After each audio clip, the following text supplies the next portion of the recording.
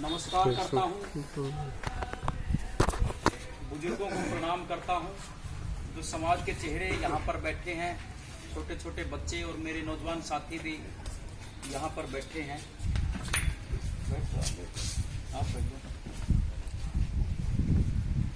तो बुजुर्गों साथियों, जैसे भाई अशोक धानिया ने, भाई सुनील गागड़ जी ने आप लोगों को बड़ा संक्षिप्त में बताया, बड़े नपे-तुले शब्दों में आप लोगों को बताया कि हाथरस जिला की एक हमारी बेटी मनीषा को किस प्रकार 4 दरिंदों ने घेर करके उसका शोषण किया, बलात्कार किया। उसके बाद वो बयानबाजी ना कर सके, एक गरीब की बेटी होने के नाते उसकी रीढ़ की हड्डी तोड़ दी, उसकी जीवा काट दी, उसकी गर्दन तोड़ दी, हाथ पांव तोड़ दिए कि वो इशारा भी ना कर सके। किन दुष्कर्मियों ने उसका शोषण किया।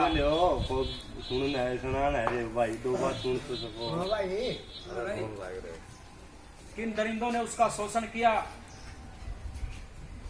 बुजुर्गों साथियों, कल का दिन हमारे लिए बड़ा भयानक निकला कि हमारे गरीब समाज की एक बेटी मनीषा ने दिल्ली के हॉस्पिटल में अंतिम सांस ली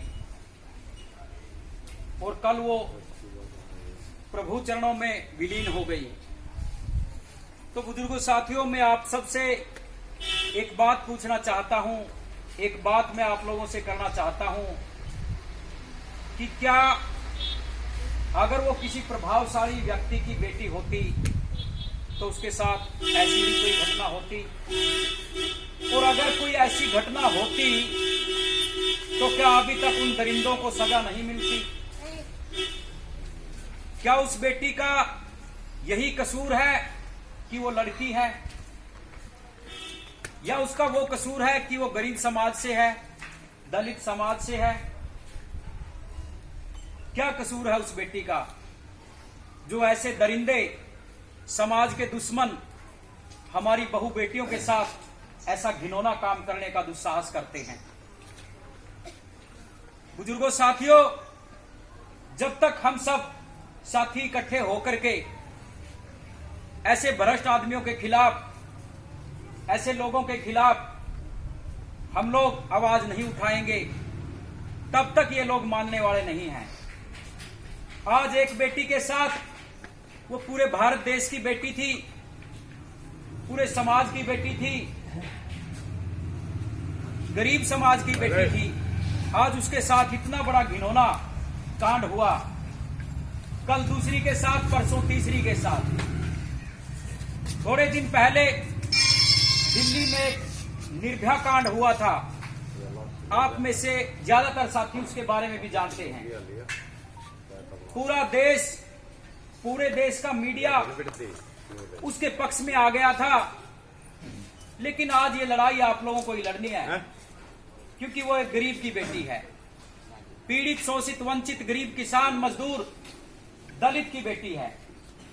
उसकी लड़ाई कोई नहीं लड़ेगा। ना कोई मीडिया के लोग इसमें बयानबाजी करेंगे, ना कोई अखबार में निकलवाने का काम करेंगे, ना कोई सोशल मीडिया पर वो लोग करेंगे, और ना ही ये राजनीति वाला कोई इनकी आवाज उठाने का काम करेगा। क्योंकि आज की जो भ्रष्ट सरकार है वो पीड़ित, वंचित, शोषित, गरीब, किसान विरोधी सरकार है। इसमें हक मांगने से नहीं मिलते। तो साथियों, मैं बात कर रहा था निर्भया कांड की। उसमें पूरे देश के लोगों ने साथ दिया, हम सब ने भी साथ दिया, देश की मीडिया ने भी साथ दिया, और उन दोषियों को फांसी की सजा दिलवाई। तो अब भी कल 1 अक्टूबर को पूरे के पूरे भारत देश के संगठनों ने मिलकर के भारत बंद का आह्वान किया है। कल 1 अक्टूबर को अपने अपने जिलों वाइज सभी संगठनों के लोग, और जिनको लगता है कि इस हमारी बेटी के साथ, हमारी बहन के साथ गलत हुआ है, वो सब साथी कल इकट्ठे होकर के अपने अपने जिलों में जाकर के सिर्फ एक ही डिमांड रखेंगे, एक ही मांग पत्र सौंपेंगे, एक ही ज्ञापन देने का काम करेंगे कि बहन मनीषा के हत्यारों को, उसका शोषण करने वालों को, उन दरिंदों को, समाज के दुश्मनों को फांसी की सजा मिले। एक यही डिमांड सारे के सारे संगठन मिलकर के करने जा रहे हैं।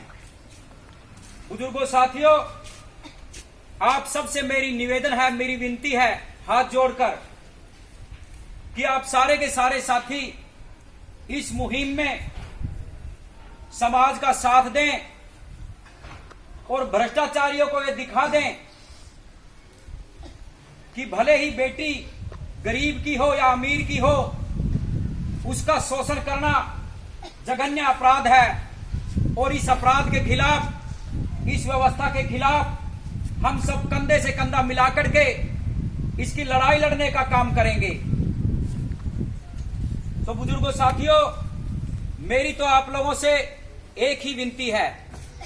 वैसे तो सोशल मीडिया के माध्यम से ज्यादातर मेरे नौजवान भाई, नौजवान दोस्त, माता बहनें बिल्कुल भली भांति इस बात को जानते हैं कि इतना बड़ा कांड हुआ है, लेकिन हम फिर भी आप लोगों को, साथियों को ये निमंत्रण और न्योता देने आए हैं कि कल कैथल के अंदर समय सुबह 9 बजे जवाहरलाल पार्क में सारे के सारे पीड़ित, शोषित, वंचित, गरीब किसान इकट्ठे होने जा रहे हैं। इकट्ठे कौन लोग होंगे? जिन लोगों को ये पता है, ये लगता है कि बेटी के साथ, परिवार के साथ गलत हुआ है, वो सारे के सारे साथी इस प्रदर्शन में इकट्ठे होंगे। तो आप सबसे भी मेरी हाथ जोड़कर विनती है, गुजारिश है कि आप सब सारे के सारे साथी कल सुबह 9 बजे अपने साथियों सहित कैथल के जवाहरलाल पार्क में इकट्ठे हों और वहां शांति का प्रदर्शन करते हुए मिनी सचिवालय, वहां से सब साथी जाने का काम करेंगे और ये ज्ञापन देने का काम करेंगे डीसी साहब के मार्फत माननीय मुख्यमंत्री जी, प्रधानमंत्री और देश के राष्ट्रपति महामहिम को कि जो दोषी हैं, जो हत्यारे हैं, उनको फांसी की सजा मिले। तो बुजुर्गों, साथियों, हम सब आपके सामने, वैसे तो ये लड़ाई किसी एक आदमी की नहीं है, ना ही किसी एक जात की लड़ाई, ना ही किसी एक परिवार की लड़ाई, ये पूरे वंचित, पीड़ित, शोषित सब साथियों की लड़ाई है। लेकिन हम सब भाई अशोक धानिया जी, सुनील गागट जी और भाई बिट्टू धानिया जी, हम सब मिलकर के आप लोगों के बीच में आए हैं कि आप लोग गांव सेरदा से कम 500 आदमी लेकर इस लड़ाई में वहां पहुंचे। बुजुर्गों, साथियों, लड़ाई लड़ने का काम प्रतिनिधि का होता है। जिस प्रतिनिधि को लगभग 8-10 लाख की आबादी चुनकर के विधानसभा में भेजती है और उसका ये काम होता है कि समाज की, पीड़ित, शोषित, वंचित की, सबकी लड़ाई लड़ने का वो काम करें। लेकिन साथियों, इस देश की व्यवस्था जो है वो शर्मसार हो चुकी है, वो बड़ी खराब हो चुकी है कि हमारे अंदर एक भी ऐसा प्रतिनिधि चुना हुआ नहीं है कि जो आप लोगों की लड़ाई लड़ सके। प्रतिनिधि का मतलब होता है कि हमारे द्वारा चुना गया व्यक्ति हमारा जाकर प्रतिनिधित्व करेगा, यानी कि हमारी जगह पर खड़ा होकर के हमारी समस्याओं को सरकार तक पहुंचाएगा। तो साथियों, ये सारे के सारे भ्रष्ट लोग हैं। कुछ दिन पहले से आप लोग देख लीजिए, जेवीटी साथियों को, टीचरों को, उसको पीटीआई टीचरों को निकाला गया, उनके साथ सरकार का कोई आदमी नहीं आया। किसानों की बात कर लो आप, हमारे किसान साथी भी रात दिन धरने पर बैठे हैं, उनके साथ भी कोई नेता उनकी आवाज उठाने के लिए नहीं आया। तो साथियों, आप लोगों की लड़ाई आप लोगों को खुद लड़नी पड़ेगी और हम सब सक्षम हैं लड़ाई लड़ने में। जिस प्रकार बाबा साहब ने कहा था शिक्षित बनो, संगठित रहो और संघर्ष करो।